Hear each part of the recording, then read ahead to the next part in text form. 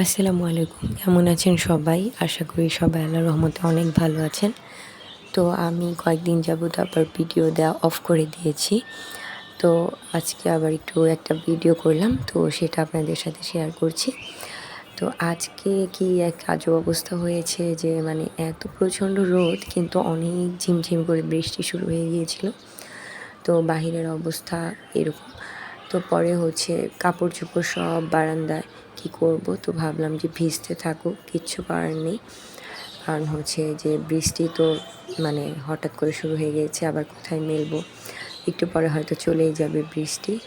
তো চলে গিয়েছে বা যাবে, কারণ এত রোদে তো বৃষ্টি মানে হয় না। আকাশে তেমন মেঘও নেই। ওর বাবা ডিম নিয়ে আসছে, মিষ্টি কুমড়া আর ঢ্যাঁড়স আর টমেটো, গাজর। তো বাচ্চার খিচুড়ির গাজর, মিষ্টি কুমড়া শেষ হয়ে গিয়েছিল। তো ওদেরকে তো মানে আমি গাজর, মিষ্টি কুমড়া, পেঁপে, তারপর কাঁচকলা, আলু দিয়ে সাধারণত দিই। অন্য কিছু অ্যাড করলে বাচ্চা খেতে চায় না। আর ঢ্যাঁড়স ভাজিতে আমি টমেটো খাই, আর টমেটো সব তরকারিতেই খাওয়া যায়, খুবই মজা লাগে। তো সব কিছু মিলেই আসলে মানে টমেটো ভালো ছিল না, তাই ওরা অল্প করে নিয়ে আসছে। তো ভাত আমার হয়ে গিয়েছে, এখন মারটা গেলে নিব। আর আদা রসুন কাটা হয়ে গিয়েছে, ছিলে নিয়েছি, ধুয়ে রেখেছি, ব্লেন্ডার করব। কিন্তু আমার বাচ্চা আবার ব্লেন্ডার মানে অন করলে খুব ভয় পেয়ে যায়। দুইটাই তো ছোটো, যার কারণে আমি অল্প একটু মাছের জন্য বেটে নিয়েছি, যে মানে আমার আজকের তরকারিটা রান্না হলে হবে। যদিও বেশি বাটা হয়ে গেছে, সমস্যা নেই। তো মানে আজকের জন্য হয়ে যাবে আর কি। তো যাই হোক, এখন ভাতের মারটা গেলে তারপর আমি মাছ ভেজে তরকারি রান্না করে নিব। আর ঢ্যাঁড়স ভাজি তো দেখিয়ে দিলাম, ঢ্যাঁড়স ভাজি টমেটো দিয়ে রান্না করব। এই তো আজকে রান্নাবান্না, খাবার দাবার।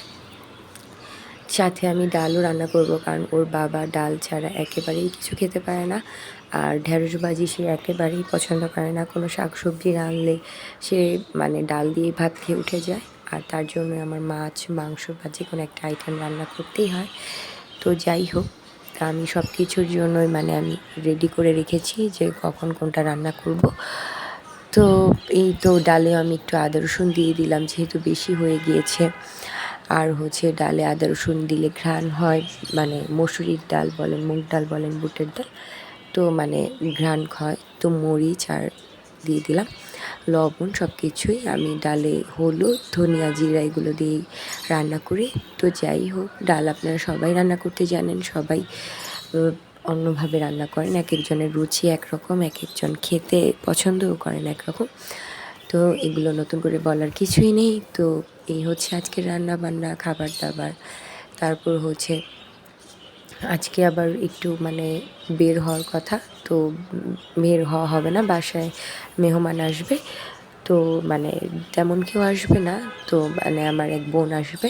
তো সে বলল যে আমরা আসছি।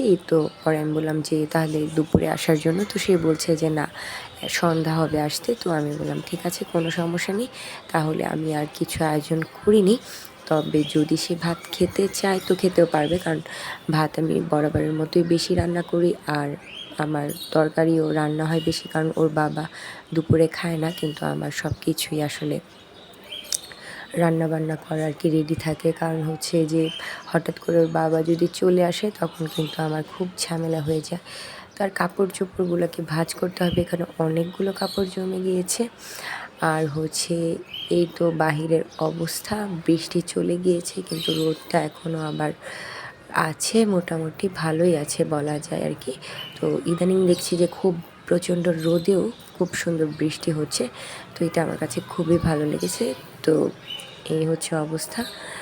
মানে বৃষ্টি কিন্তু একদম 5 মিনিটও মানে স্টে করবে না, চলে যাবে, কিন্তু ঝিমঝিম করে অনেকক্ষণ বৃষ্টি হয়ে আবার চলে যায়। তো যাই হোক, এই তো অবস্থা। সবাই ভালো থাকবেন, আল্লাহ হাফিজ।